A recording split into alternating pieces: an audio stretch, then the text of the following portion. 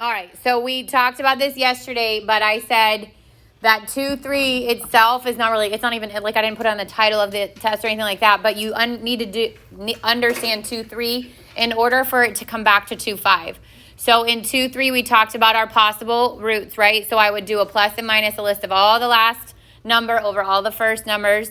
And then you are going to test those roots until you find one that works.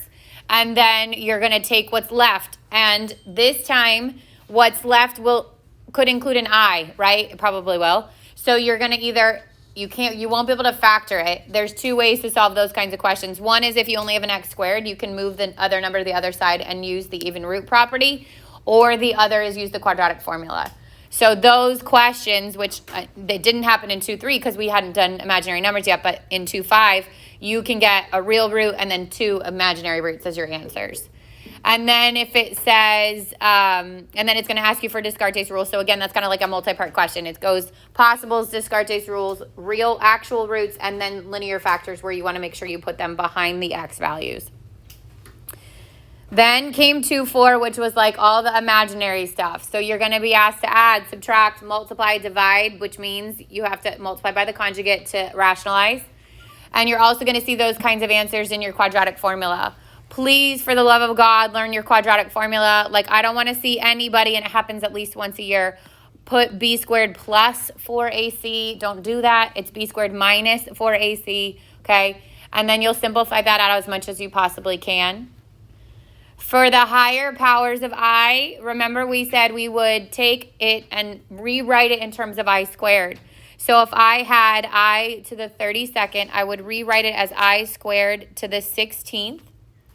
And then I squared becomes -1, and a negative raised to an even power becomes what? +1. If there was like a 3 on the front, then my answer would be 3. Okay, so it can be combined with another unit. So just be prepared for that. It's not going to be 3 to the 32nd. Like, that won't be in parentheses. I won't make you do anything that big. So if it's 34, I rewrite it as I squared to the 17th, which is -1 to the 17th. And that's a -1 because it's an odd number of negatives. If it is an exponent that is odd, we want to separate out one of the i's. So I want to rewrite this as I to the 32nd times I. So the I to this 32nd, we operate the same way, I squared to the 16th, but then it gets multiplied times an I. So this would be -1 to the 16th times I, +1 times I, and that answer is just positive I. 35, I would do the same thing. I would pull off one of the i's so that I have an even exponent and then the I by itself. Rewrite that as I squared raised to the 17th times I. -1 to the 17th times I would be -1 times I, which is -I. Those are one of those questions that there's not going to be partial credit given on, so be really careful, okay? You either know it or you don't. So if you want to do a little trick, you can use the right-hand side. You don't need to. You could do it like we just did. But basically, if my initial exponent is even, I'm either going to get a 1 or -1 as my answer, okay, for that part, unless it's multiplied by a number. And if it's even and stays even after I divide by 2, it's positive. If it's even and it becomes odd when I divide by 2, then it becomes a -1. If it starts odd, my answer is going to have an I in it. If it starts odd and when I divide by 2, it becomes even, it's a positive I. And if it starts odd and I divide by 2 and it's odd, then it's a -I. My opinion, just learn how to do the left side. But if you really like shortcuts or whatever that is, you want to figure out a new way to do it, that's the process. But I would just do the left-hand side. Like last year when they got given notes, I said, write the right-hand side in your notes, okay? But we're beyond that now. Your brain is your notes. Okay, so 2.5 piggybacked off of 2.3, right? You're going to get possibles and actuals. Your possibles are all the real ones. Then you're going to test your real ones. I would use Descartes' Rule to eliminate some. And then I would test my real ones. There will be at least one real root. And then you'll reduce it a degree. And then you'll take what's left, which would be quadratic, and solve it however you can. It will most likely not be factorable. And then you'll list your answers. So if they are linear factors that were like 2i, negative 2i, and a positive 1/2, then when I write it in linear factor form, that would be x minus 2i, x plus 2i, and then 2x minus 1, because we're not going to leave a fraction in our linear factors. Yeah. Yep. I don't know if everybody heard him, but he said, so you're saying if I find one real one, the rest is not going to be factorable, and then you'll have to find your imaginary roots. And yes, that is true. Remember, a complex numbers come in pairs, so that if you have one complex root, you should also have the opposite of it, right? So if I find that I solve it using quadratic or the even root property, I end up with a positive 2i because I square rooted and forgot the plus and minus, that there should also be a minus 2i. So we would like use the Descartes rules to find the one. I would like reduce it, at least figure out is it more guaranteed to get a positive or a negative root, and then I would work with that one first. So like if it says there's one positive, I'm going to test all my positives before I go to the negatives. And then after you get the real root, you do the quadratic formula. You can either do quadratic, or if it's just two terms, like an x squared, minus 9 or plus 9, then I would just solve it doing x squared equals negative 9 and then square root both sides. Yeah. Okay, so I'm going to go back to 2.5 because I know a lot of feedback I got from yesterday was questions on like the one, like specific, because those were the days I was out. So when I'm going to go back to it when we get to the PDF, and we'll do like one of each of those kinds of practice problems. This was all the stuff for 2.6 and 2.7, which is what we practiced yesterday.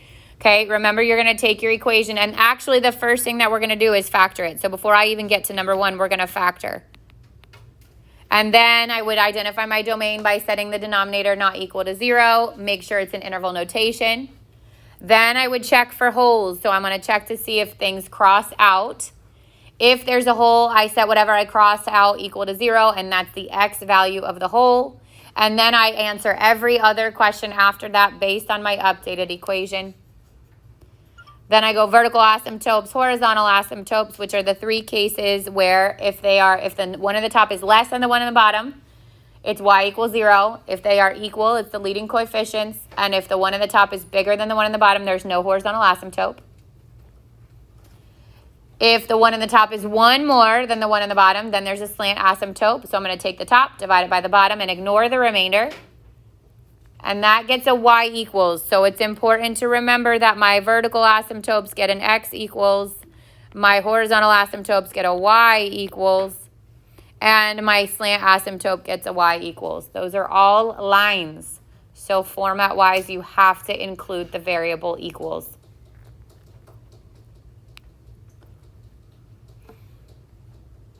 Then I'm going to set just my numerator equal to 0 to get the zeros. I'm going to listen. I'm going to pay attention if there's something with a multiplicity of 2, because that means my graph's going to bounce, right? Which would help when you go to graph it. You're going to get your y-intercepts by plugging 0 in for x. And then you're going to put all that information together to graph as best you can. If you are short points, which you probably will be, maybe without maybe the slant and the vertical, you get enough information from zeros and intercepts. You might have enough to not have to plot any more points. But for your horizontal and verticals, you're probably going to have to plot some extra points. So just keep that in mind. There's 2 big questions like that broken down into multi-parts. JP. You said that if the 0 bounces, that the graph would give parabolic. Yeah. If the middle one is yeah, it's the only way it works. So you can't put parabolas on the outside. Yeah. Okay, the other thing I wanted to go over is this question came up is how do you check answers on Calc Chat? So the PDF that was on there was from a previous book, which is why it doesn't match with the one that's on WebAssign. It does some of it, but not all of it. With that link, if you click on that link, it takes you to Calc Chat, what looks like this. You would click the chapter. So I wrote this in the instructions on the assignment after people started asking, but just to clarify. You're going to go to chapter 2. So I changed that first drop-down box to chapter 2. I pick from the section R because it's the review section. And then I would pick whatever exercise number I wanted to check. And I just click go, and it's going to give you the answer to the question, okay? So, again, if I was in, section 2, I'd go to section 2. But we're in the review section, so it would be R. All right, so let's look at some of these. I'm going to skip to 2.5 to make sure we have time to talk about those, and then I'll go back to the other ones.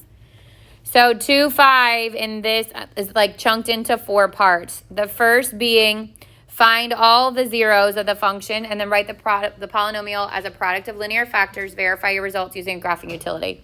So it's fine to verify when you have your review, but obviously you don't have a graphing utility for the test, so don't rely upon it.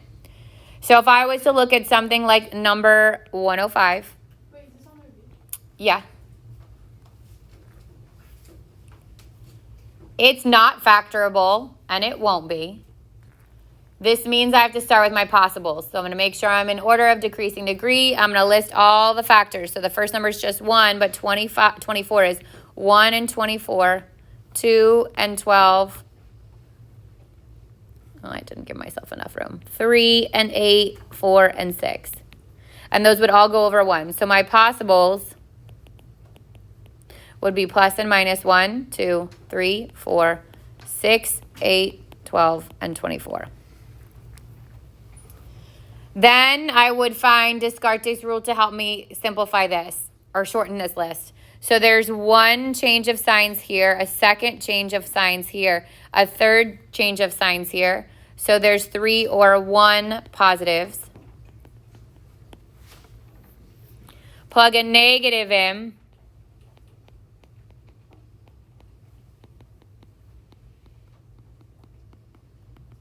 And I get negative x. This becomes positive. Minus 7x squared minus 8x minus 24. What's that tell you? One negative. Nope. Oh, wait, no. There's none, right? There's no sign changes. So there are 0 negative. So am I going to try any of the possibles that are negatives? Nope. Because there was no sign changes. They were all negative. Like it goes from negative to positive or positive to negative, right? It starts negative. The bottom line starts negative, stays negative, stays negative, stays negative. You're welcome. So now I'm going to test my possibles, but I'm going to start with only the positives. I would start with 1. It's going to go on the outside. I'd get 1, negative 7, 18, negative 24. Bring it down.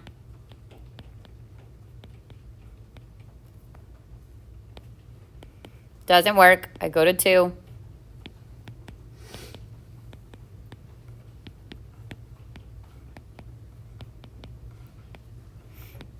Doesn't work. I go to 3.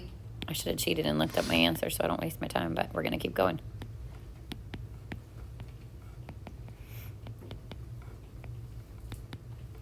Doesn't work. Go to 4.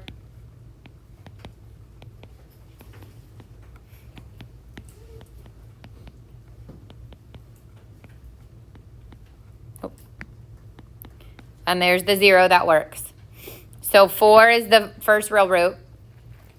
Can you go back up to the sign change? Mm-hmm. For the sign change, is it also the number without the x that you count the sign? Yeah, all of it. Okay. Yep. So now I'm taking my reduced polynomial, which is x squared minus 3x plus 6. And on the quiz, that would have been factorable. And now it's not going to be factorable. Okay? So how do I solve it if it's not factorable? Quadratic formula. So A is 1, B is negative 3, and C is 6. So negative negative B plus and minus the square root of B squared minus 4 times 1 times 6 all over 2 times A, which is 1. 3 plus and minus the square root of 9 minus 24 all over 2. 3 plus and minus the square root of negative 15 over 2, which is 3 plus and minus I square root 15 over 2. If I could reduce my square root, I obviously would. I can't this time, so it's going to stay like that. So when I list my real zero or my roots or solutions or zeros, because those are all the same, it's the 3 I found using synthetic. It would be 3 minus I root 15 over 2, and it would be 3 plus I root 15 over 2. Over 4. No, the real root. Oh, the first one is 4. Sorry, I can't even see I cut myself off. 4, this guy. Okay, so that would be the list. And when you list it, you could do plus and minus. That's fine, okay? But then when I write these as linear factors, I have to do x minus 4. That's the easy part. Then I have to do x minus 3 minus I root 15 over 2. And then I have to do x minus 3 plus I root 15 over 2. And what do we say about those fractions? They got to go here. I can't leave it there. So this becomes x minus 4, 2x, and now watch this carefully. This negative changes both signs. Minus 3 plus I root 15. And then again, 2x, this negative goes to both. Negative 3 minus I root 15. So the signs on the first term should be the same, but the signs in the middle should be opposite. That would be the linear factors, or the product of linear factors. That's how it would look. And if for some reason you had lots of time and you're twiddling your thumbs at the end, you could actually FOIL that out and see if it gives you your question and know that you're right.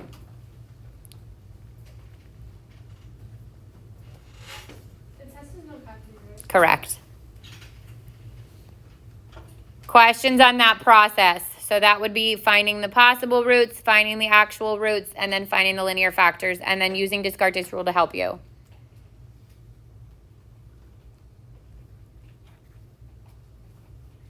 So for 107, because it's x to the 4th, you'd have to find two. Oh, we'll see if it's factorable. I don't think that it is. But you're going to have to find 2 roots that work, okay? On the test, it's going to be x to the 3rd. You're only going to need to find 1. For 109, you can factor out the x squared.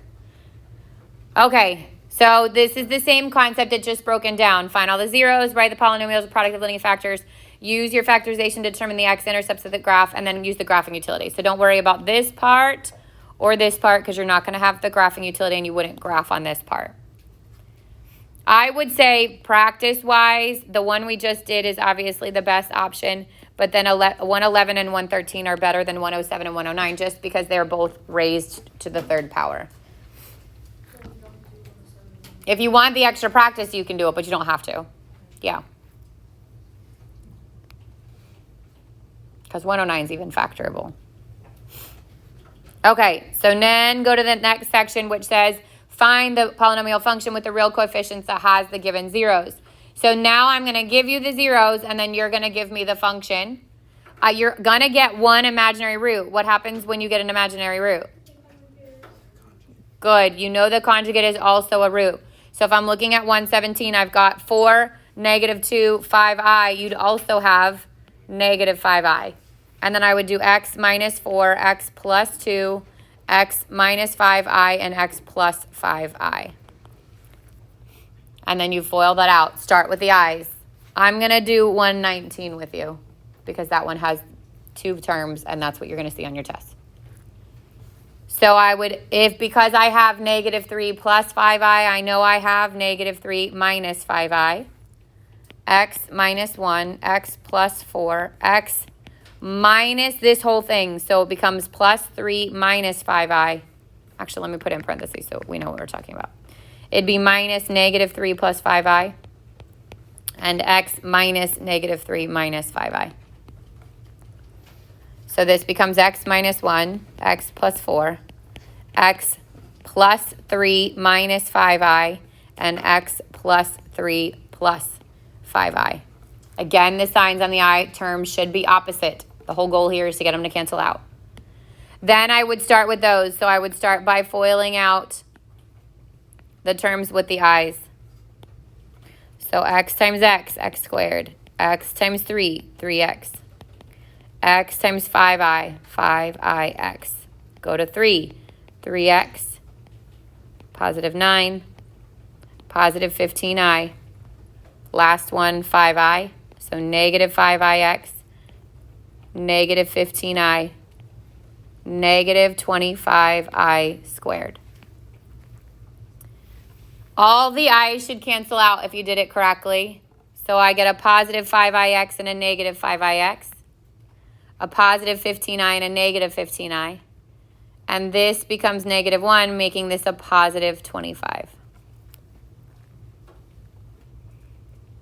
Now I've got x squared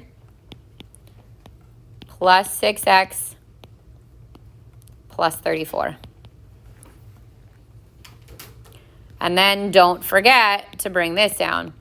X plus 4 and x minus 1. And you can do this in any order you want. I could multiply the right side by the x plus 4 or by the x minus 1, or I could even FOIL these two out. X squared plus 3x minus 4. And then multiply these two together. It doesn't matter in which order you do that, because in between this would have been x squared plus 4x minus 1x minus 4. You just can't forget. Then you got to distribute x to the 4th, 6x squared, positive 34x squared. Go to the 3x, 18x squared, x 102. And then the last one, negative 4x squared, negative 24x, negative 136.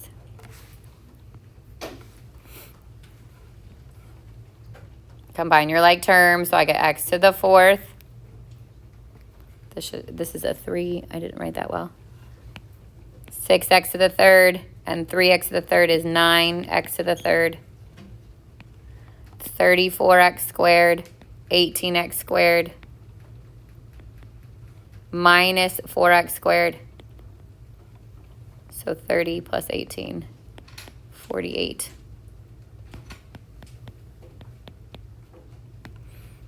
A 102x minus 24. So 88x.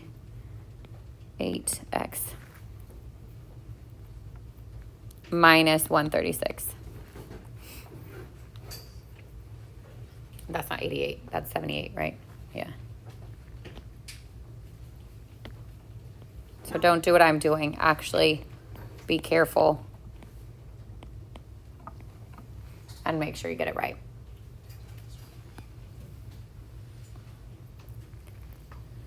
Questions on that one?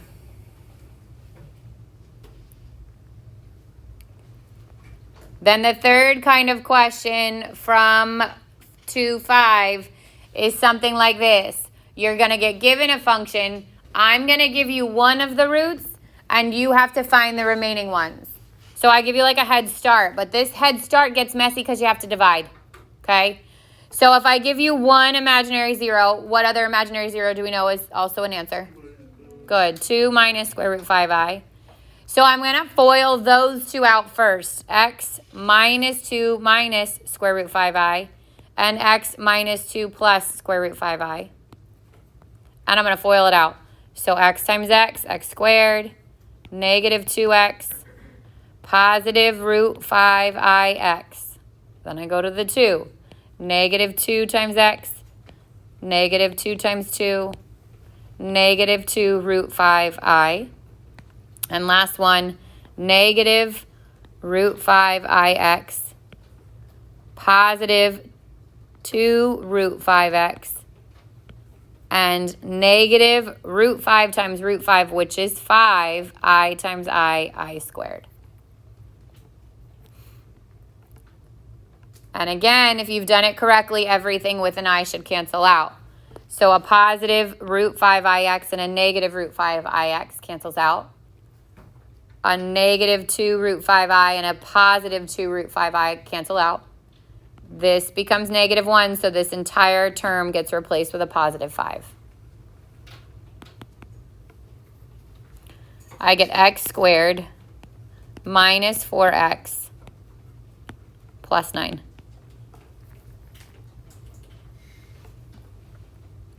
Then I'm going to take what's here and divide it by this. So I can't do it synthetically. I have to do long division. 2x to the 3rd minus 7x squared plus 14x plus 9 divided by x squared minus 4x plus 9. Divide first into first. So I'd have to multiply by 2x. Multiply by all 3.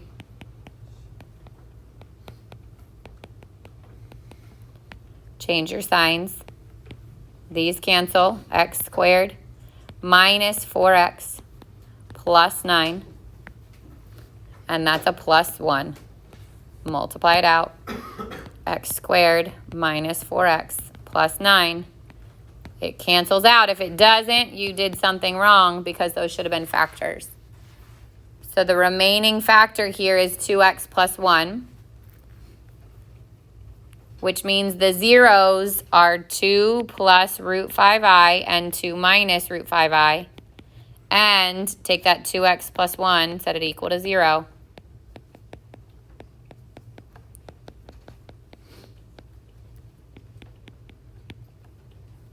And get your last 0.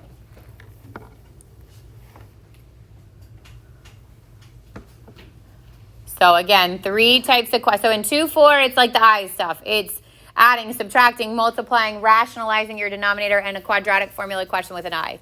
In 2-5, there's 3 types. 1, where you get nothing. You have to test your possibles, find your actuals, write it as linear factors, use Descartes Rule. Then 1 like this, where I give you 1. You have to add on the complex one. You have to multiply them out. You have to divide using long division to find that third root. And then 1 like the one in between where I give you all the roots and you give me back the equation. So those are the 3 types of problems from 2-5. Questions?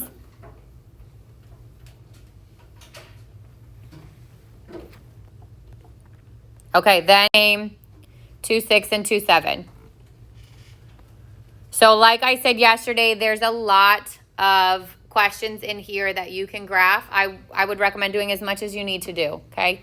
I would pick at least one that's got a horizontal, at least one that's got like a horizontal of each type, at least one that has a slant, and try to find one that's got a hole. So just look for ones that you can factor and cancel out. What do you need me to do as far as working these out? I can't do all of them, obviously. Do one with a slant. And when it's slant, it doesn't have horizontal asymptote, right? Correct. It's only slant, Correct. no vertical. It can have vertical. So here, this one, look, this one is just slant. No vertical, because there's no way the bottom equals 0. Can you do a slant? And then this one is slant and vertical. Can you do Yep. both of them? So first thing I would do is check to see if I can factor it. I can't. So then I would go to domain, which would be not equal to 0. So x cannot equal 3. Negative infinity to 3. And then 3 to positive infinity. My vertical asymptote, there's no holes, first of all, because nothing factored to cancel out. My vertical asymptote comes from the opposite of the domain, so just set it equal to 0. So x equals 3. There's no horizontal because the one in the top is bigger than the one in the bottom. My slant is by taking the top and dividing it by the bottom, and you can use synthetic this time.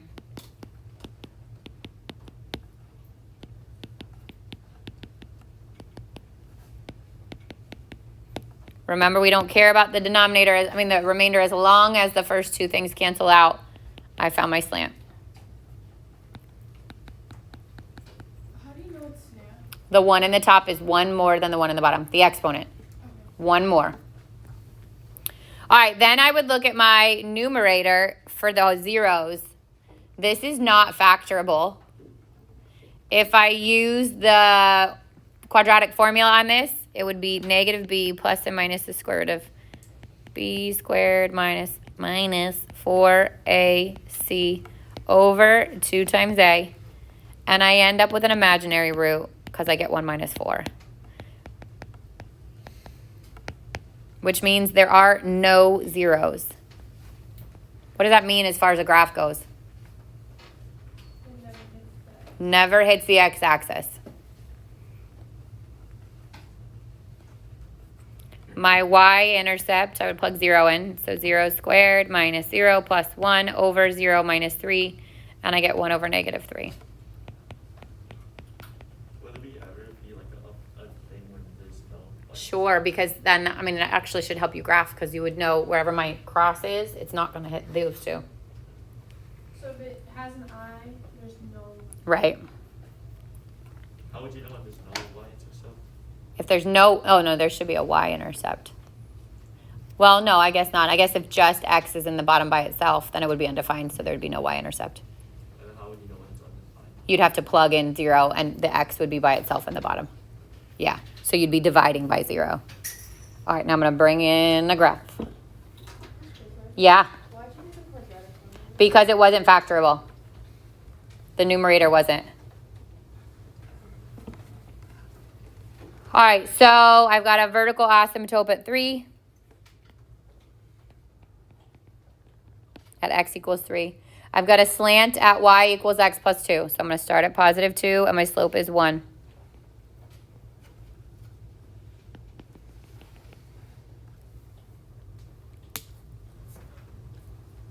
Did I do that right? Yeah. All right, so after you factor your numerator and your denominator, which is x minus 4, x minus 1, and x plus 1, x minus 1, the x minus 1 cancels out. So we do the domain before that, though, right? We would get that x couldn't equal 1 or negative 1, and that's what the domain is, negative infinity to negative 1 to positive 1, and positive 1 to positive infinity. And then because we canceled through the x minus 1 in the denominator, I get a whole at positive 1, whatever that would equal 0. So at positive 1. So I know the x coordinate of my whole. Then everything after that is reliant upon your simplified function, which is this. F of x equals x minus 4 over x plus 1. So when I want to find the y coordinate of my whole, I plug it back into that. I would plug in 1 into the top, 1 into the bottom. You'd get negative 3 halves, which is the y coordinate of the whole. To find my your vertical asymptote, I would set my denominator equal to 0, and I'd get x equals negative 1. That's the vertical. The horizontal, this is the leading coefficient case because the highest exponent in the top is same as bottom. So it would be 1 over 1, which is y equals 1. And there's no slant because the one in the top is not 1 more than the bottom, and because you can't have horizontal and slant. So then I plot the purple lines. So the vertical asymptote is at negative 1. The horizontal asymptote is at positive 1. To find the zeros, I go back to my numerator, set it equal to 0, and I get the x equals 4. So that's a coordinate point here. That's one of the zeros, or that's the only 0. To find the y-intercept, I plug in 0. So I get 0 minus 4 over 0 plus 1. Negative 4 is my y-intercept. That's this one. And then I would know it's in that bottom right corner because I have 2 points in it, which means I assume it's in the top left corner. I plugged in negative 2. That's down here. And I ended up getting a positive 6, so I have that coordinate point. Negative 2 and positive 6. And then it confirms that it's in the top left corner. Then the only thing you got to go back and make sure you pay attention to is the whole. The whole was at 1 negative 3 halves. So 1 negative 3 halves, or 1 and negative 1.5, should have a hole on the graph.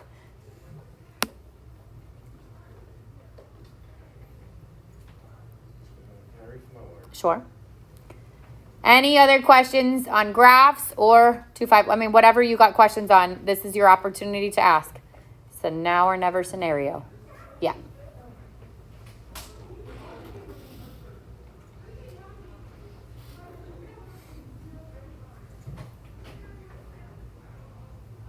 How do you know when you have a slant? So like text or something. So the exponent in the top has to be 1 more than the exponent in the bottom.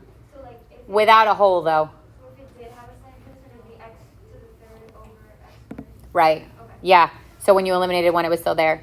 So like if 141 didn't have a hole, it would have a slant. It can't have a hole and a slant. It could, but we were saying it would have to be like x to the third in the top and x to the second in the bottom, and you're not going to get that from me. So it's possible, but it, like 149 has a slant and not a hole, right? Because it's 1 in the top is bigger than the 1 in the bottom. 151 had a slant. That's the one that we did. None of those had slants on the left because we didn't talk about slants yet in 2-6. Milka. How do you know whether it has a hole or not? If you can cancel something out. So you factor it, and you have to see if something will cancel out.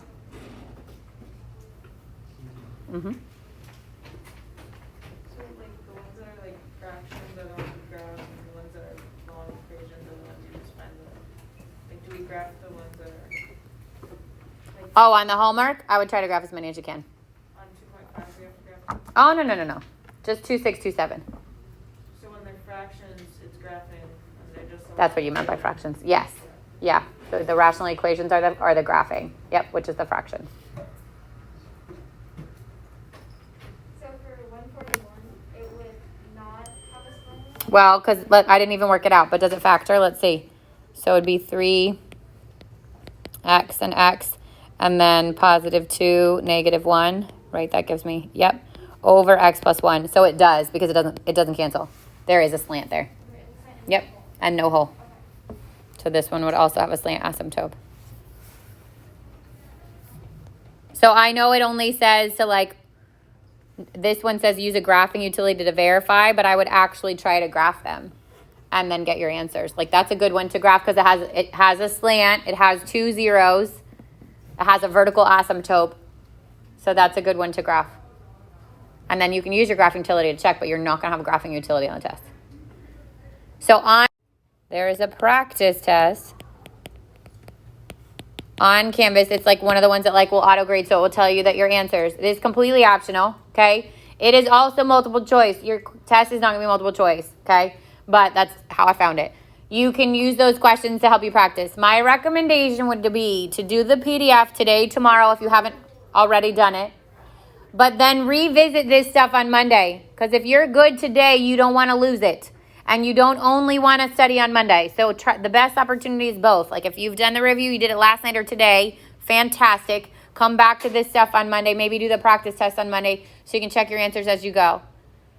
But then, again, don't get a false sense that the answers will be multiple choice and there for you because they won't be. You're going to do it all from scratch. That's